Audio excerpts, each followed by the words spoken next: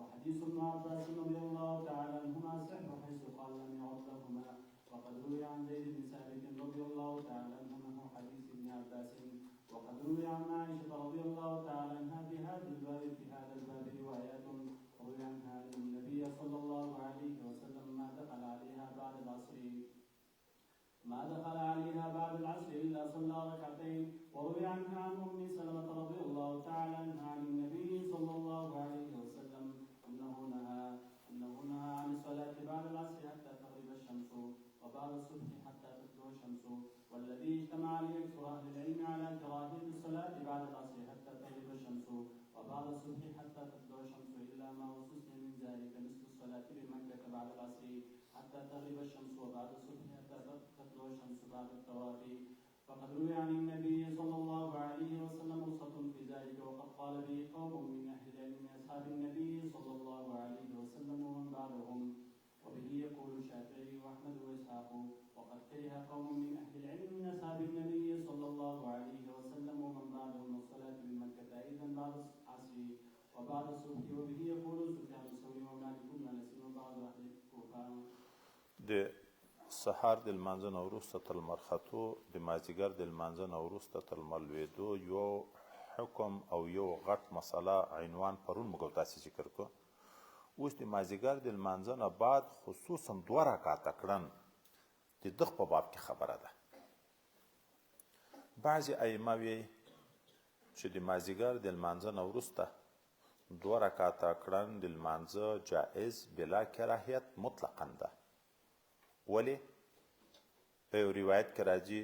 چې ام المؤمنین وایي د ما کور ته د ما کوټې ته پیغمبر علیه الصلاة والسلام نه ده راغلی مګر همدا 2 رکعتې کړي دي یو روایت کې راځي چې نبی علیه السلام 2 رکعته لمونځ نه ده پرېښی سرن و جهرن پټو ښکاره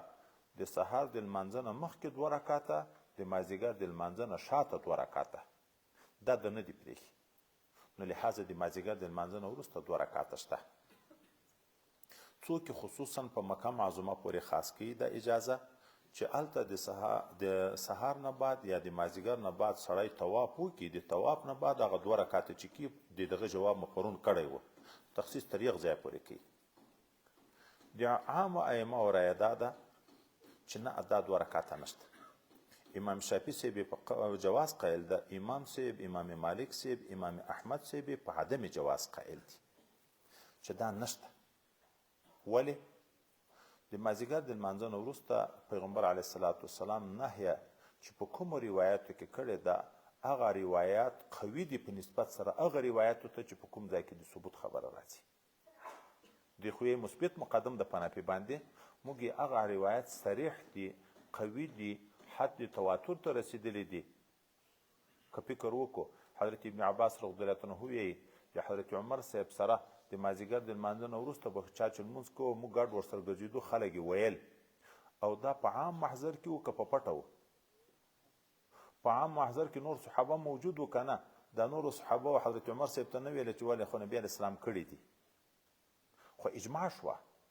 چې نور صحابه هم په د په عمل باندې سکوت کوي اجماع شوه اصل کې خبره دا ده د دغه خبرې اصل ام المؤمنین ام سلمې ته راجع کیږي حضرت عبدالله ابن زبیر دا 2 رکعاته کړه مروان پوښتنه ترې وکړه چې هلته خو حدیث موږ ته رسېدلی چې نبي علیه الصلاة والسلام د دغه نه منع کړه ته دغه 2 رکعاته چې کې د کوم ځای نه اورېدلی دي ده ورته وویلې چې د حضرت عایشې رضی الله عنها ترور یې و د هغه نه مې اورېدلي مروان سړی ورولېږو حضرت عایشې ته حضرت عایشې رضی الله عنها ورته وویلې چې ما د حضرت ام سلمې رضی الله عنها نه اورېدلي دي ام سلمې رضی الله عنها ته چې سړی ورولېږو هغې ورته وویلې چې دا خو ام المؤمنین خطا شوی ما علم بې ځایه وضع کړی ده بې ځایه مې ورښولی ده ما خو یو جزي واقعه ذکر وه وفد عبدالقیس راغلی و حضرت پیغمبر علیه السلام د ماسپښین دغه 2 رکعاتو سنتو نه ورسره مصروف شو تر دې چې وخت ماسپښین تیر شو نو یې مازدیګر لمونځ چې وکړو د لمانځه نه بعد ما کوټې ته راغی د ما په کوټه کې هغه 2 رکعته وکړه بیا نه ما مخکې لیدلی و چې دغه 2 رکعته یې کړي نه مې بیا شاته لیدلی دا یوه جزئي واقعه وه هغه هم د ده خصوصیت ده چې د سنتو قضایي راګرځولی شي دا خو یوه ورځ پیښه وه د ټول عمر خو نه ده خو راویانو نقل بالمعنا کړی ده هغو خبره په عموم باندې حمل کړی دی چې دا عمل دائمي و نه دائمي نه صرف یوه ورځ کړی اوس نو چې ام المؤمنین هم خپل حال حواله کوي بلې ام المؤمنین ته چې ام سلمه رضی الله عنها ده د هغې نه چې پوښتنه شوې ده هغه دا وي چې په ټوله زندګي یوه ورځ پیغمبر علیه السلام دا کړې حضرت ابن عباس رضی الله عنه هم دا 2 رکعته پاس د مازیګر نه کړی ځکه چې دی مشغول و د هغه 2 رکعتو د ماسپښین نه بیا ثم لم يعد لهما بل وارې بیا نه ده کړی حضرت معاویه رضی الله عنه څوک ولیده چې د مازیګر د لمانځه نه وروسته په نفلو کې دی وی موږ د نبي علیه السلام سره زندګي کړې ده خو موږ څوک نه دی لیدلی چې دا یې کړي دي حضرت ابن عمر رضی الله عنه نه چا پوښتنه وکړه چې د مازیګر نه بعد دا 2 رکعته شته که نه هغه وی چې ما هېڅوک د صحابهونه نه دي لیدلي چې دا 2 رکعته یې کړي دي نو د مازیګر د لمانځه نه وروسته چې وخت فرض تقدیري و ده که صحیح وخت ما وخت مکروهه چې لانې راغلی خو وخت فرض تقدیري و د نفل کې ناروا دي او د 2 رکعتو چې ثابت دي پیغمبر علیه السلام نه دا په یو خصوصي واقعه کې ابن عباس خو تصریح کوي ثم لم يعد خو ام المؤمنین هم تصریح کوي چې نه مې مخکې لیدلی و نه مې بیا شاته لیدلی صرف هغه یوه ورځ چې ما کوټې ته راغی دلته په کور کې په جومات کې نه په کور کې پټ هغه 2 رکعته وکړه که تاسې مخکې یاد وي چې ام المؤمنین څوک ورولېږل چې ته پوښتنه ترې وکړه چې ته خو هلته منع کوې او هلته په خپله دا 2 رکعته کوې خو که اشاره یې درته وکړه بیا چپ شه بیا هلته نبي علیه السلام د لمانځه نه بعد ام المؤمنین ته ویل تا د دغو 2 رکعتو په باب کې پوښتنه کړې دا خو داسې واقعه وه چې زه مشغوله شوی وم هغه د ماسپښین 2 رکعته رانه پاتې وه هغه مې قضایي راوګرځول نو قول مختار د عامو علماو هغه دا ده چې دا 2 رکعته نشته بیا نور په مکه او نه مکه معظمه کې فرق هم نشته پرون مو جواب کړی و چې نبی علیه السلام چې ویلي دي چې ادې رخصت کوي چې تاسې ای عبدالمنافو په مکه معظمه کې په هیڅ وخت کې نه څوک د طواف نه منې کوئ نه د لمانځه نه خو چې وخت خو د لمانځه وي دا نه معنی چې په کومه طریقه یې کوي ولې که هره معنا طریقه تعمیم وشي بیا خو به په طواف کې هم تعمیم یې کلوڅې کوي که پټې کوي او د وروسته طواف نه منع کړې ده که نه ده کړې نو لمونځ چې په جایزه طریقه کوي څوک به نه منې کوئ طواف چې په جایزه طریقه کوي څوک به نه منې کوي نه په شپه نه په ورځ د جوماتو دروازې بندول د عامو محلو د حفاظت په نیت جایز ده خو د مکې معظمې به نه منې کوي شپه ورځ هم ولې د دنیا خلک روان دي څوک په شپه کې ورسیږي اول ماخستن کې ورسیږي څوک په نیمه شپه کې ورسیږي څوک په سپېده چاود کې ورسیږي څوک په غرمه کې ورسیږي دا خو د دنیا تعلق ده چې هلته یې سړی دروازې حسابوي حسابولی نه شي دا دومره ډېرې دروازې د هغو باوجود خلک ازدحام یې نه ځایع کړي نور ډېر مضمون پرون تېر شوی ده ما جاء في الصلاة قبل المغرب وبه قال حدثنا هناد قال حدثنا وكيع عن كهمس بن حسين عن عبد الله بن بريدة عن عبد الله بن مغفل رضي الله تعالى عنه عن النبي صلى الله عليه وسلم قال بين كل أذانين صلاة لمن شاء وفي الباب عن عبد الله بن زبير رضي الله تعالى عنه قال أبو عيسى حديث عبد الله بن مغفل رضي الله تعالى عنه حديث حسن صحيح وقد اختلف أصحاب النبي صلى الله عليه وسلم في الصلاة قبل المغرب فلم ير بعضهم الصلاة قبل المغرب وقد روي عن غير واحد من أصحاب النبي صلى الله عليه وسلم أنهم كانوا يصلون قبل صلاة المغرب ركعتين بين الآذان والإقامة وقال أحمد وإسحاق إن صلاهما فحسن وهذا عندهم على الاستحباب. د ماښام د دخول نه بعد دا مخکې باب سره فرق په دې کې دی چې مخکې خو د مازدیګر او د ماښام مابین کې خبره وه اوس د ماښام نه بعد چې وخت ماښام داخل شي اذان وشي د اذان نه بعد 2 رکعاته نفل کړن د ماښام د فرضو نه مخکې په دغه کې خبره ده دا نور ائمه مبارکین هغه وایي چې دا شته خو په شته کې بیا څوک وایي چې مستحب دي څوک یې چې نفس جائز دي که یې وکړه ښه خبره ده امام احمد صاحب دغه وایي خو ښه خبره ده دا منه مستحب دي څه سنت نه دي ولې کې هلته حدیث مبارک ته چې حضرت پیغمبر علیه الصلاة والسلام بین کل اذانین صلاتون اقامت هم اذان ویل کېږي د هرو دوو اذانو په منځ کې چې اذان او اقامت لمونځ شته یو روایت کې 3 وارې خبره مکرره کړه خو په 3 وارې ویلې لمن شاء لازمي نه ده د چا چې خوښه وه نو بین کل اذانین په کل اذانین کې خو د ماښام وخت هم داخل ده نو ماښام هم چې اذان وشي د اذان او د اقامت مابین کې د 2 رکعته وکړي موږ په مسلک دغه 2 رکعته لمونځ په احنافو کې 2 قول دي یو قول دا ده چې مکروه دي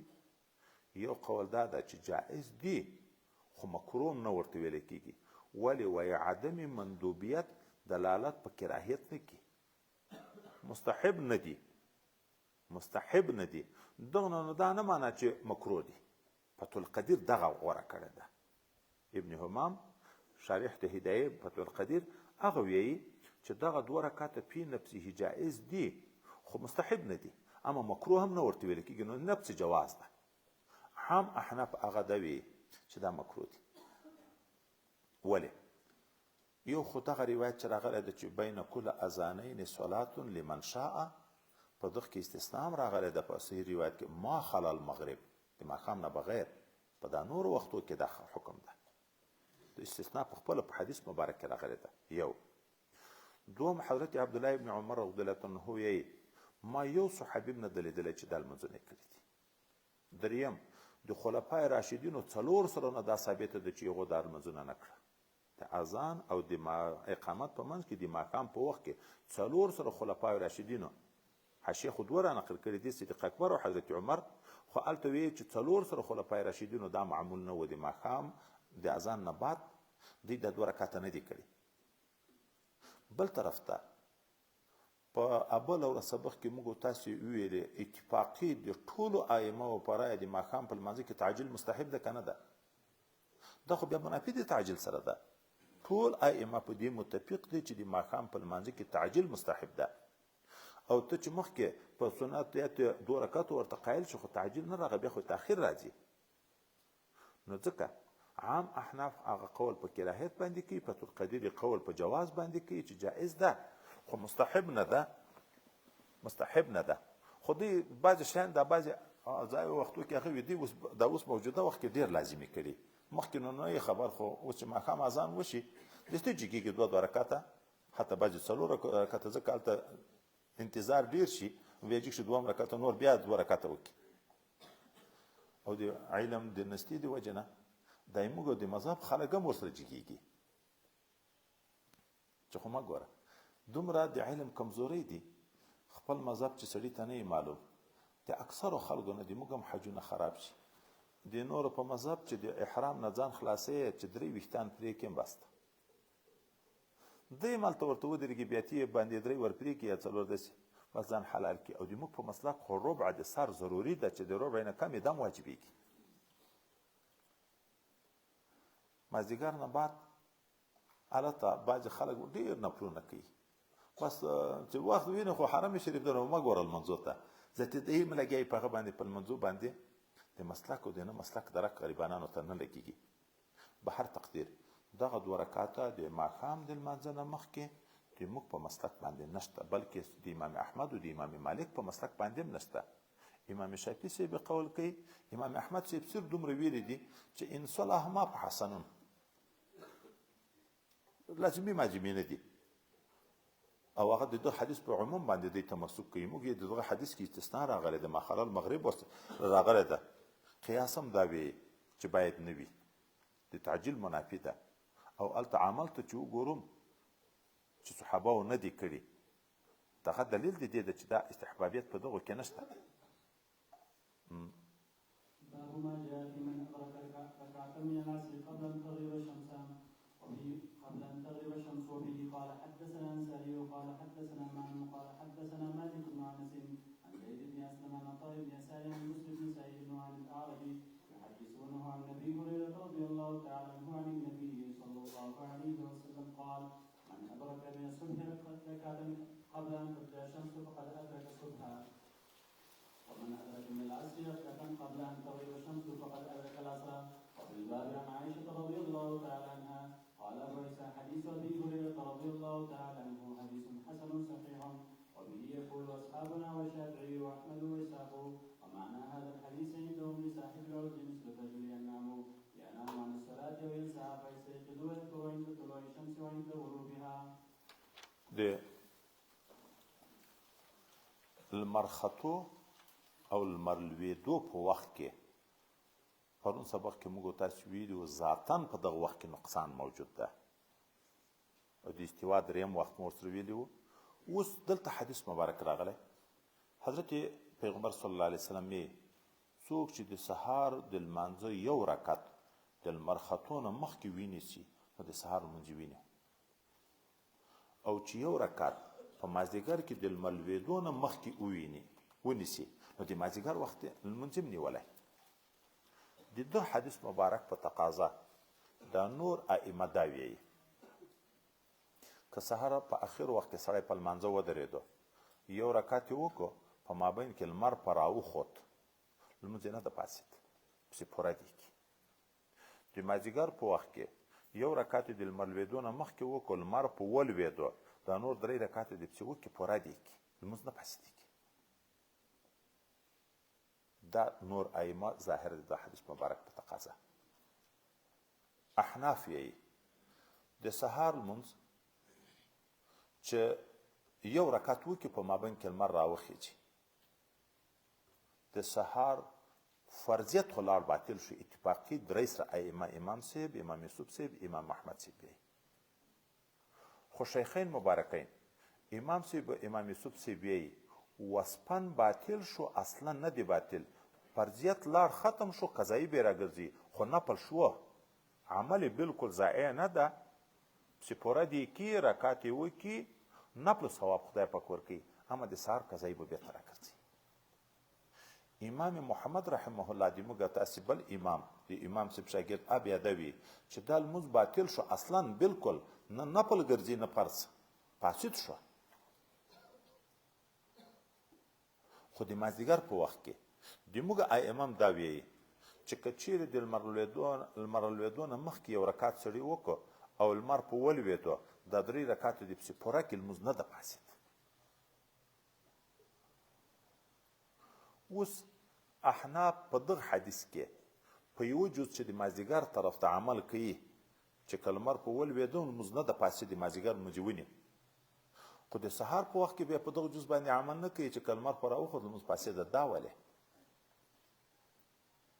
دا نور ائمه په دواړو جزئینو عمل کوي. احناف اول جز کې وایي چې لمونځ فاسد شو، په دوم جز کې وایي چې لمونځ صحیح ده. نو جواب دا ده چې دا حدیث مبارک بنا بر ظاهر د هغه احادیث مبارکه و چې نهی عن الصلاة عند طلوع الشمس عند الغروب راغلی دی، یو څه معارض ده. خو هغه حدیثونه د دوی په نسبت باندې قوي دي. ولې که بالفرض که برابر هم شي تعارض راغی د دوو حدیثو په منځ کې یو مبیح بل محرم ترجیح چاته وي؟ محرم ته. دغه ترجیح په بنیاد باندې باید په دواړو جزئینو کې لمونځ فاسد ګرځېدلی وای، خو دوی د سهار په وخت کې عمل پکوي. ولې دلته فرق ده. اوس د احنافو په مسلک د سهار او د مازدیګر فرق ده. ادا ضرور ده کما وجبه چې څنګه واجب یې هغسې به ادا کوي، او ادا چې راځي سببیت د وخت هغه جز مقارن چې لمونځ شروع کوي دغه جز ته اعتبار ده. د سهار د وخت ټول اجزا صحیح اجزا دي. اوس سهار اول د 9 کو دا سببیت هم را نقل کیږي د اخر وخت ته 15 منټه پاتې دي د وخت تا لمونځ شروع په دغه وخت کې وجوب کامل در باندې راغی. په مابین کې چې لمر راوخوت ادا بیا کامله شوه، ادا کما وجبه رانغله ځکه لمونځ لاړ فاسد شو. د مازدیګر وخت خپله په آخر وخت کې وخت مکروهه لري که نه لري؟ چې اول د نه کو شروع آخر ته شوه وخت ناقص ده نو وجوب هم در باندې ناقص شو. چې لمر ولوېدو څه تندر ولوېدو تر هغه نه خو نور زیات نقصان رانغی، ادا که ما وجبه شوه بلکې افضله شوه. د لمر لوېدو نه بعد وخت کامل ده که ناقص؟ کامل ده، خو د ماښام وخت ده. بله وجه دا ده چې د سهار د لمر ختو نه مخکې وخت سهار ده، خو چې څنګه لمر راوخوت د سهار وخت ختم شو، د دویم لمانځه وخت داخل ده. اما د مازدیګر او د ماښام په منځ کې خو وخت فاصل نشته چې د ماښام وخت د مازدیګر ختم شو دستي د ماښام وخت داخلیږي. نو لمونځ د لمونځ په وخت کې وکړه، ځکه هلته فساد نه راځي. د مازدیګر او د سهار فرق په دغه ځای کې ده چې څنګه مازدیګر وخت ختم شو دستي د ماښام وخت داخل ده، او د سهار چې وخت ختم شو بیا څو ګنټې وخت لمانځه نه ده د فرضي لمانځه تر څو پورې چې زوال راځي. نو د سهار لمونځ فاسد شو، د مازدیګر لمونځ پسې پوره دی. خو علما بیا هم دا وایي چې عوام چې لمونځ د سهار عند شروق کوي دا لمر ختو ته نږدې وخت منې کوي دی نه. ولې ادا مختلف فيها دا بهتره ده تر قضای مطلق نه. په دغه کې خو هغه د اختلاف شو چې د نورو په مسلک صحیح ده ادا راغله، موږ په مسلک نه ده. خو چې دوی ته ووایي چې په دغه وخت کې دا خو لمر راخیږي، لاس ملټه به پاتې یم رڼا ډېرې دی ویل لمر راخیږي بیا زیات لمونځ پرېږدي، بیا اکثره قضایي نه راګرځي. تر هغه قضای مطلقه نه خو د ادا مختلفه ده بهتره ده، منې کوي دی نه. خو حکم دا د ترغیب دا دی چې خلک په دې پوه کړي چې وایي نه زړوي چې ګوره که لمونځ لمر در باندې راوخوت لمونځ فاسدېږي. د سهار د لمانځه د مازدیګر د لمانځه په دغه حدیث کې چې دواړه یو قسم حکم راغلی، د دغه نه احناف بیا څنګه جواب کوي؟ دلته خو دا راغلی دی چې سهار هم یو رکعت وینو فقد ادرک الصبح. نو دلته دوی یو ذاتي تاویل کوي چې حدیث متروک نشي. نو څوک وایي من ادرکه د دې معنا دا ده چې اهل د وجوب وګرځېده نو دغه لمونځ په واجب ده. کنکای ده ویده و د سهار وخت کې لمر ختو نه لږ مخکې احتلام یې وشو، بالغ شو، چې راویښ شو دومره وخت پاتې ده د لمانځه چې که دی اودس کوي غسل کوي لمونځ شروع کوي یو رکعت لیا کړی شي.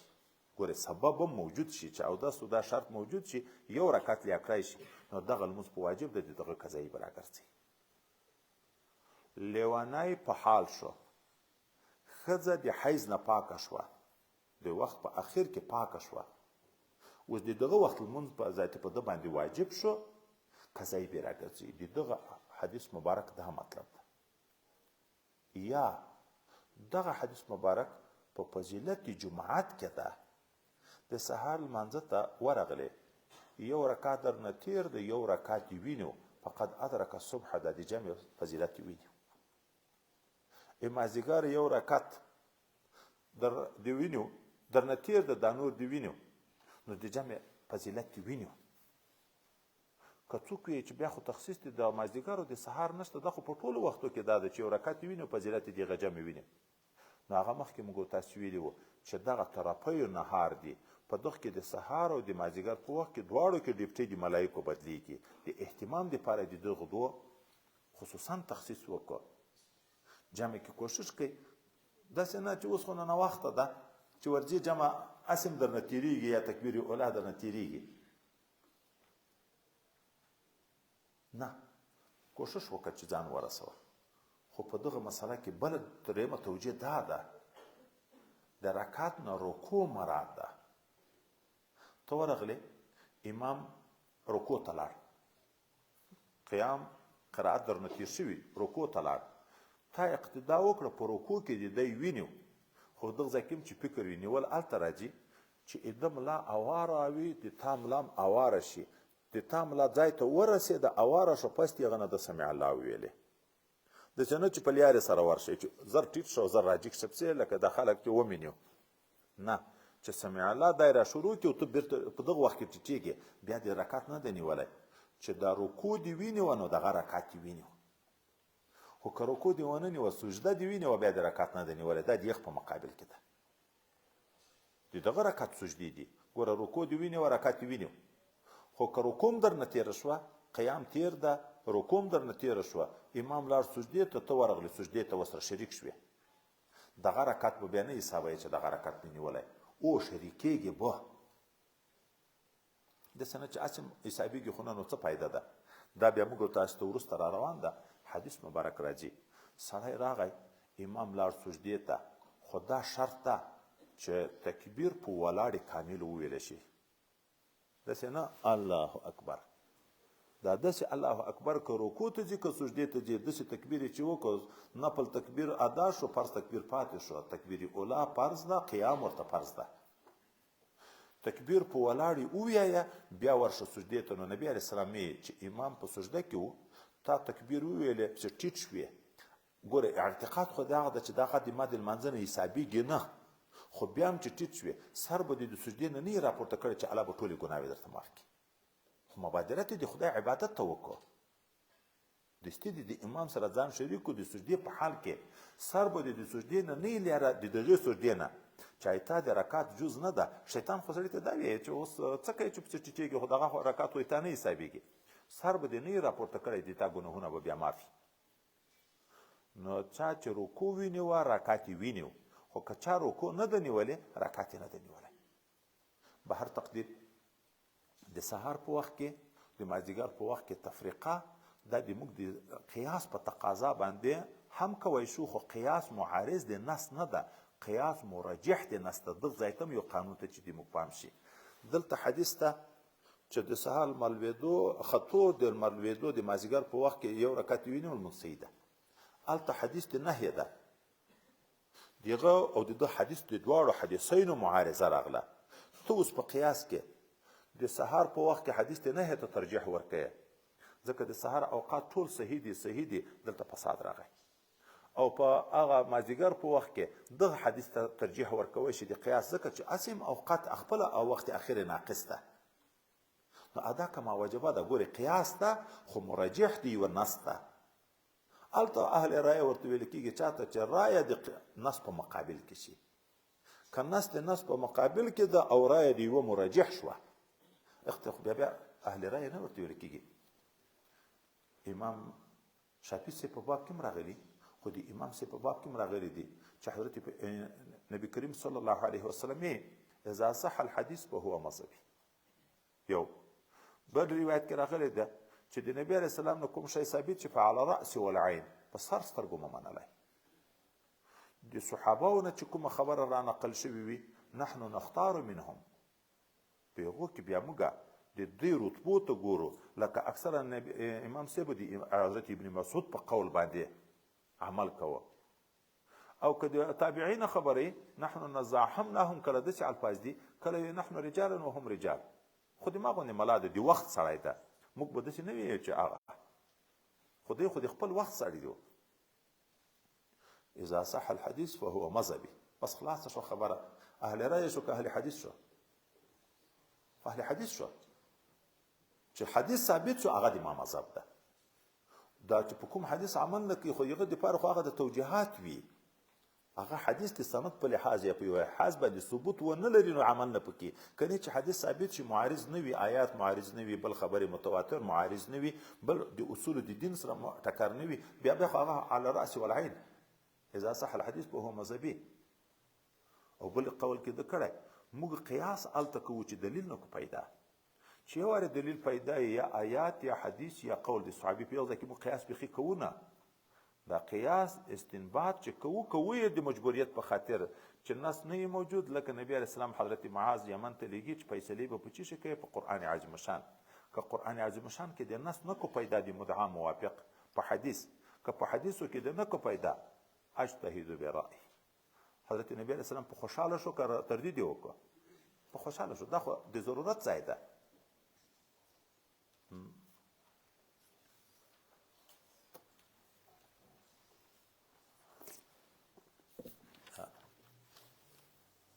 جمع بین الصلاتین خو ډېره مشکل به نه وي پکې،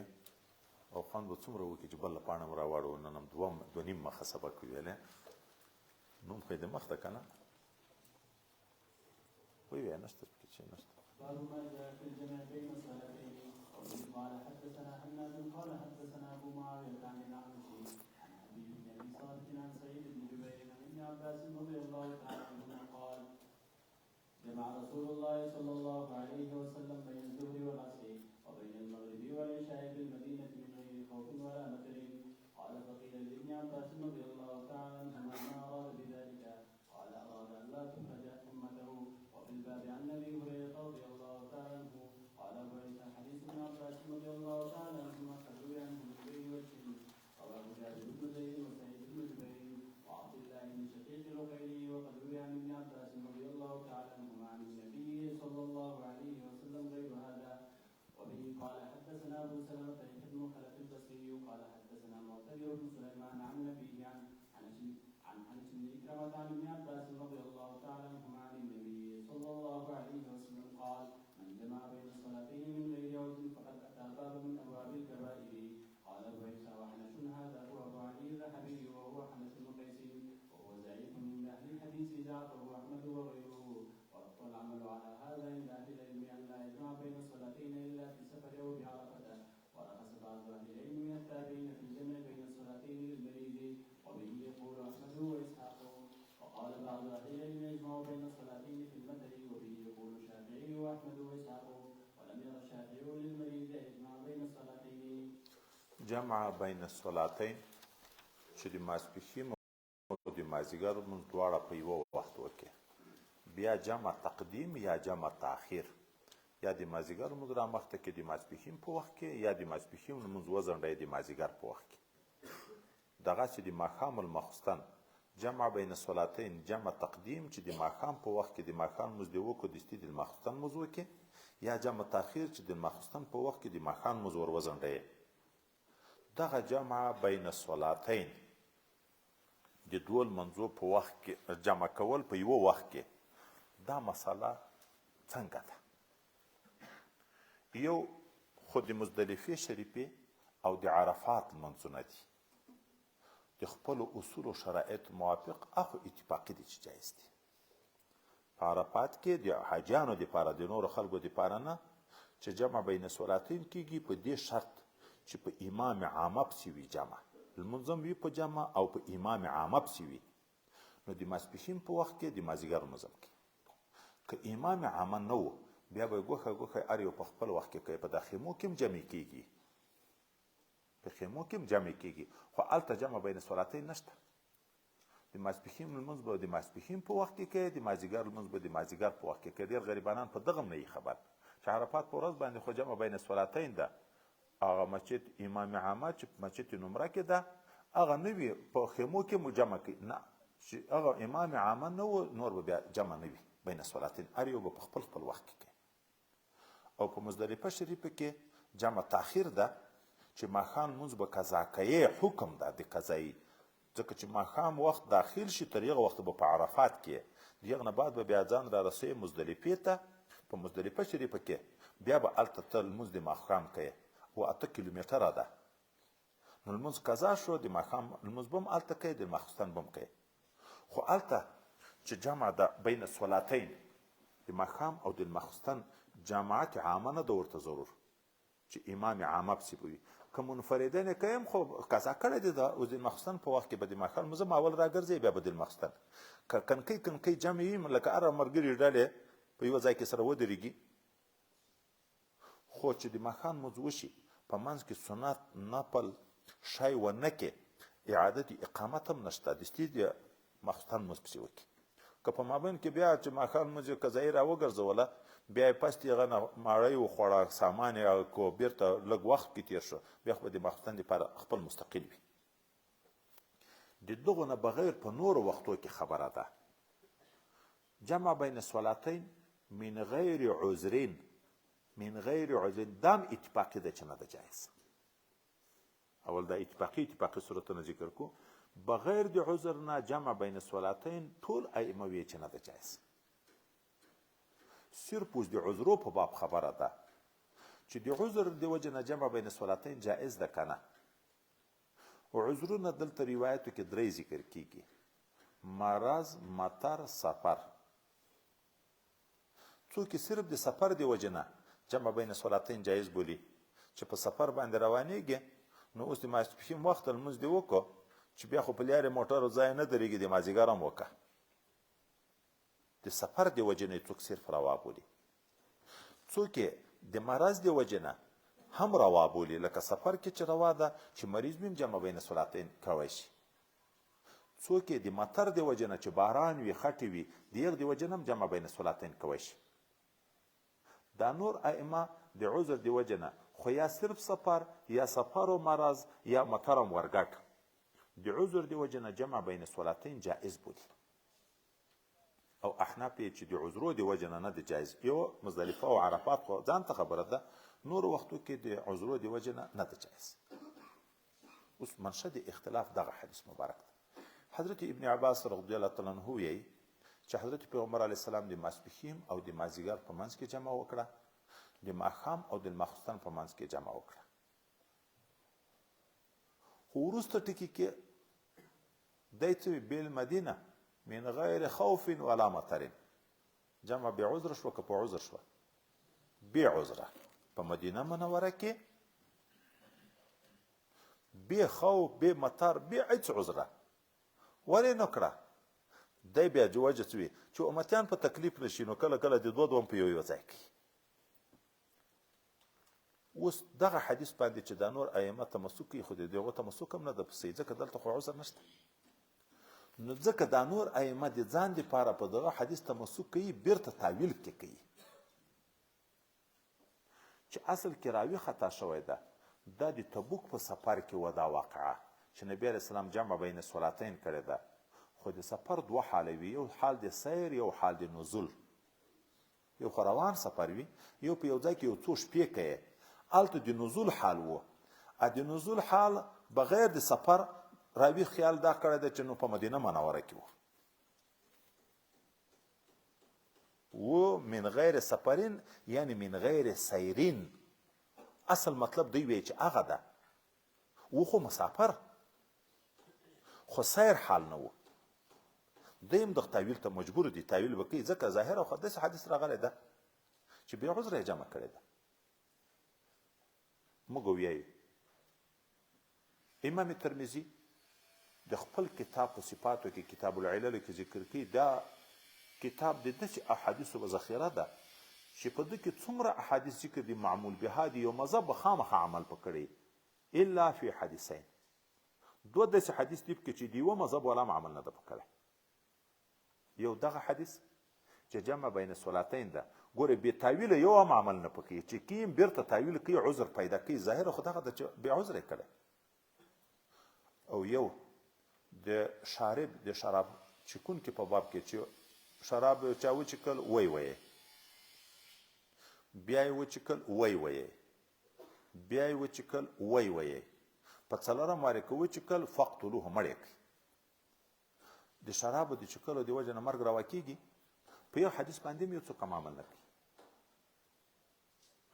دلته به هم تاویل کوي، هلته به هم تاویل کوي چې هلته مراد د ضرب نه، د قتل نه ضرب شدید مراد ده. ښه یې کلکې ووایي چې د مرګ د غاړې شي. اوس دغه حدیث مبارک چې جمع بین صلاتین بې عذره، دا خو اتفاقي شوه چې نشوره وه، خو د دې عذر د وجې نه دی جایز بولي. موږ به د عذر د وجې نه هم جواب وکړو چې د عذر د وجې نه هم جمع بین صلاتین ناروا ده. ولې د آیات سره معارض کېږي بیا حدیث: ان الصلاة كانت على المؤمنین کتابا موقوتا. یو د آیات تقاضا دا ده چې المنځ خپل خپل وخت کې په سړي فرض ده. دوم دغه ابن عباس ته دوم روایت د ده نه راغی، څوک چې بغیر د عذر نه 2 لمونځونه په یوه ځای جمع کوي، کبیره ګناه یې وکړه خو فرض یې پرېښوه.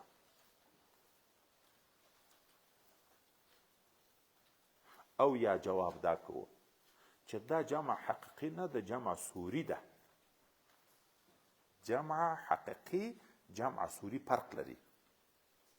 سفر د تلوار وي، سړی روان اوس نو د ماسپښین لمانځه ته چې ځان ته کوزېږي او داسې لمونځ وخت ته تېرېږي بیا بیرته سفر شروع کوي بیا د مازدیګر لمانځه ته ځان ته کوزېږي دغه شان د ماښام د لمانځه دپاره ځان ته کوزېږي د ماخوستن دپاره ځان ته نو د سفر قطعه زر نه راځي د مسافې نو هلته داسې وکړه چې ماسپښین سفر شروع و مخکې نه وخت لا نه د داخل هم ته روان وې د ماسپښین وخت داخل شو دستي مه کوزېږه لمانځه ته ځنډوه چې د ماسپښین وخت آخر ته نږدې شوه په دغه پوه شوې چې اوس یې کم وخت پاتې ده ذاتي سفر قطع کړه د اوښ نه کوز شه د آس نه کوز شه موټر نه ودرېږه کوز شه د ماسپښین لمونځ دې چې وکړو بیا لږ انتظار مازدیګر ته وکړه چې مازدیګر وخت څنګه داخل شو په اول وخت کې د مازدیګر لمونځ وکړه لکه دا 2 پاڼې دي د دغه وخت رانیولې تر دغه اخرې لیکه پورې د ماسپښین وخت د بلې لیکې نه یو خواته د مازدیګر وخت ده دا ور وځنډوه په اخر کې دې وکړه هغه دې په اول کې وکړه صورتن دواړه سره یو ځای شوه که نه شوه خو په واقع کې جمع راغله اوس احناف یې داسې وکړه نو د آیات سره به معارضه نه د نور احادیثو سره به معارضه نه تعویل ته به هم ضرورت نه پیدا کېږي حضرت پیغمبر علیه الصلاة والسلام جمع بین الصلاتین چې کړې ده نو داسې کړې ده چې ته جمع سوري ویل کېږي جمع حقیقي نه ویل کېږي نو لمونځ هم په خپل وخت کې شو قضا نه شو او سفر هم ښه لنډ شو او دواړه لمونځونه هم صورتن سره یو ځای شو جمع حقیقي بین الصلاتین دا که څوک کي نو بیا هلته د آیاتو د نورو احادیثو سره معارض واقع کېږي نو جمع بین الصلاتین نشته او دی کې اوس هم دغه د سفر په حال کې هم دغه چې روانېږي ډېر لمونځونه په یوه ځای باندې سره کوي د مرض نه خو موږ تر خبر نه یو